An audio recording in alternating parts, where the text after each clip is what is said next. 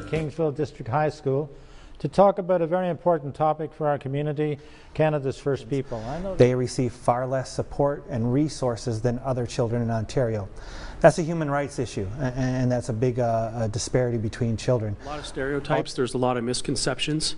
I think that First Nations people have an incredibly rich history that they should be proud about, but somehow, you know, through society, again, through stereotypes, I don't think that they, you know, get the type of respect that they deserve. Overwhelmed by the negative comments that she received as she went from door to door. She was called, you know, an Indian. The door was slammed in her face. She was told the chances of you winning you're far better finding you'll be missing person than your chances of winning will be possible. And so, Michelle, those kind of slurs racial slurs, I think in my conversation with you, you experienced those too growing up. And how did that affect you? I have, but when I was younger, I didn't have much of role models or a community until I attended college. I didn't even know that it existed until I mustered up the courage to go. And then I found a family and a community, and that's when I started becoming successful and becoming to brush off those negative stereotypes and comments. So give me some examples of those negative, like where did they come from your peers? Did they come from? I mean, all over. Some students had accused me of mooching off the government, or comments like, oh, is that vodka in your water bottle? Because we drink all the time.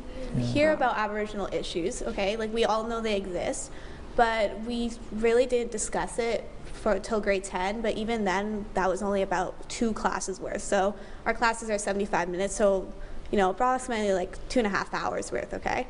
So residential schools were a huge part of Canadian history. They were something that the government tried to assimilate, but they did in the worst possible way.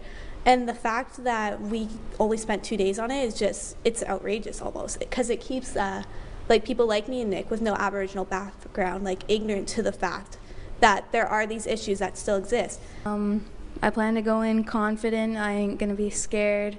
Because I learned from my brother, if you're scared, you're not going to make very many friends. Okay. So he said, when I go to high school, be confident and social. Be social. What are your aspirations for high school and when you finish?